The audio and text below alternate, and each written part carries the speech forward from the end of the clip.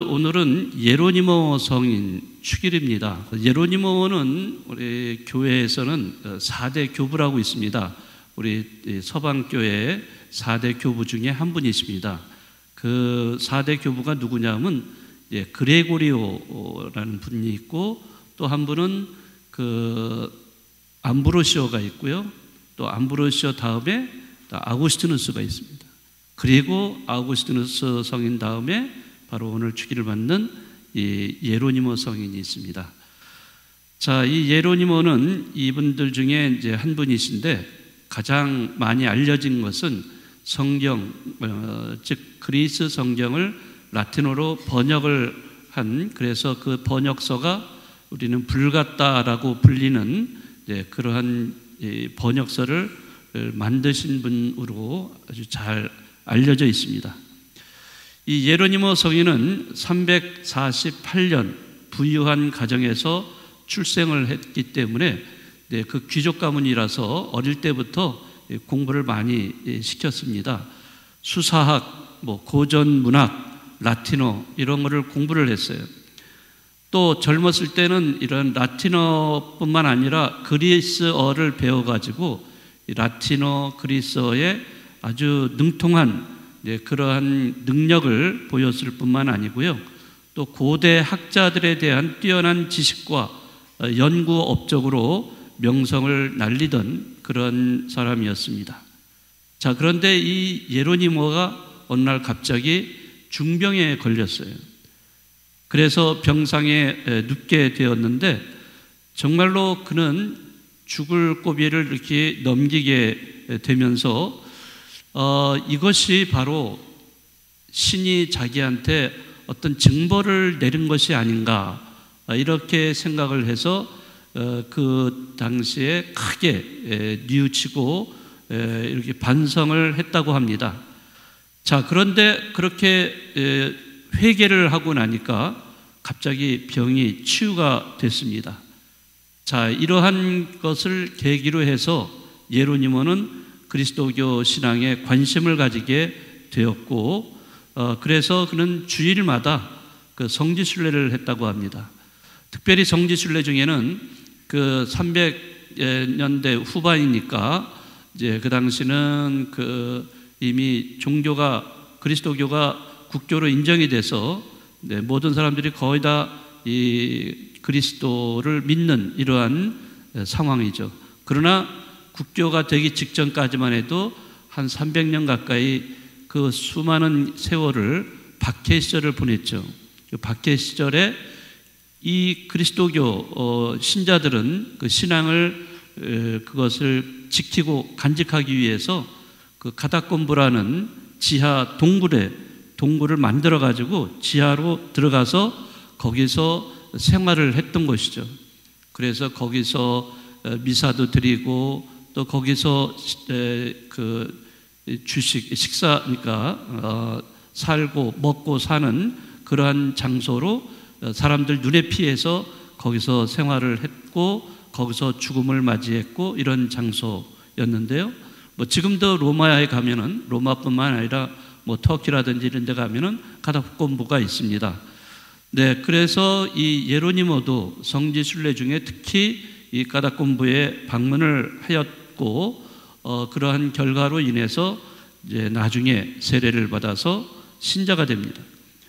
그리고 난 다음에 그는 순례를 합니다. 그래서 순례하는 동안에 그리스어뿐만 아니라 히브리어를 배웠고, 또 히브리어뿐만 아니라 성경을 주석하는 방법을 배우기도 했습니다. 특별히 그의 스승이라고 할 수 있는 분은 오리게네스라는 분이 계신데, 이 학자는 정말 성경에 능통한 분이었습니다.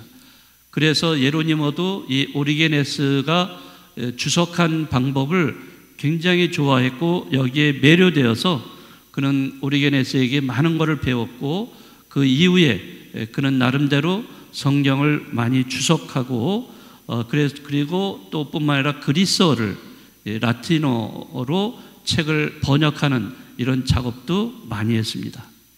자, 이런 뛰어난 언어에 대한 뛰어난 능력을 가지고 있다 보니까 당시에 교황이었던 성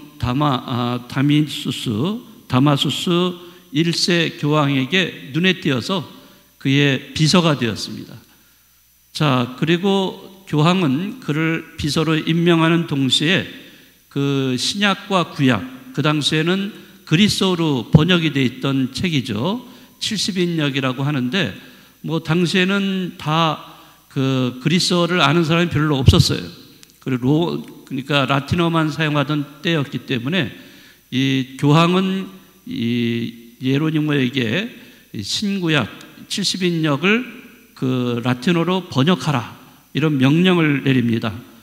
그래서 그때부터 예로니모는 교황의 명을 받아서 신약과 구약을 전부 다 그리스어에서 라틴어로 번역하는 작업에 이르게 됩니다. 자, 그런데 그러한 도중에 이 다마수스 교황님이 세상을 떠나고 말아요.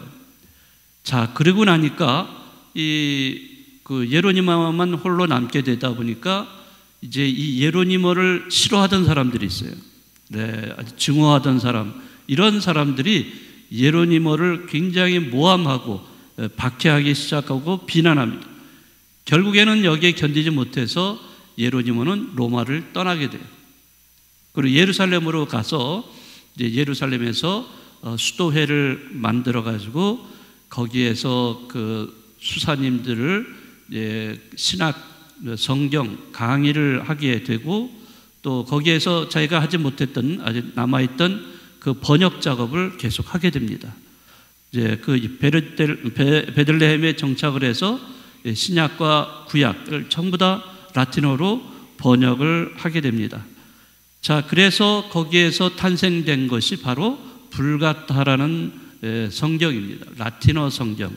그러니까 불가타는 우리나라 말로 대중적이다 이런 뜻을 갖고 있습니다. 다시 말하자면 그 당시에 다 라틴어를 사용했기 때문에 라틴어 사용하는 사람들이 성경을 읽을 수 있도록 이렇게 번역 작업을 했던 것이고, 그런 의미에서 불가타라는 책 제목을 붙였던 것입니다. 자, 그 이후에도 그 예로니모는 임종하기 전까지 수많은 성경 주석서를 남기게 됩니다. 그는 419년 9월 30일 베들레헴 수도원에서 72세의 나이로 선정을 합니다. 그 옛날에 72세까지 살았다면 장수를 한 거죠, 장수. 네. 지금으로 말하자면 거의 100세 가까이 사신 그런 분이라고 할 수 있겠습니다. 그분이 남긴 여러 가지 말들이 있는데 우리가 너무나 잘 알고 있는 말이 있죠. 성경을 모르는 것은 누구를 모르는 것이다? 네, 그리스도를 모르는 것이다. 자, 이런 말씀을 남기기도 했습니다. 성경은 하느님의 말씀이고 그 하느님이 그 당신이 사랑하는 인간을 얼마나 사랑하시는가를 확인하는 그것을 펼친 것이 바로 성경, 하느님의 사랑의 편지라고 할 수가 있습니다. 예, 그렇기 때문에 성경을 모르고 신앙생활을 한다는 것은 바로 그 우리를 사랑하시는 하느님을 모르고 신앙생활을 하는 것과 똑같다는 의미가 되겠습니다. 자, 그런 의미에서 저는 저희 본당에서 전 신자를 대상으로 작년부터 상봉 성경대학을 만들었고, 네, 그래서 지금 현재 3학기를 보내고 있습니다. 정말 많은 신자분들이 여기에 참여해서 매주 목요일 날 저녁 8시에 이 자리에 많이들 모이셔가지고 같이 성경 공부도 하고 또 강의가 끝나면은 또 그룹 나눔을 또 하면서 지금 1년 반을 보내고 있습니다. 네, 그래서 그런지 몰라도 이러한 성경 공부를 통해서 우리 신자분들이 조금씩 변화돼 가고 있는 모습, 또 뿐만 아니라 저희 본당 공동체가 더 활성화돼 가고 있는 그런 모습으로 변화돼 가고 있지 않는가 생각을 합니다.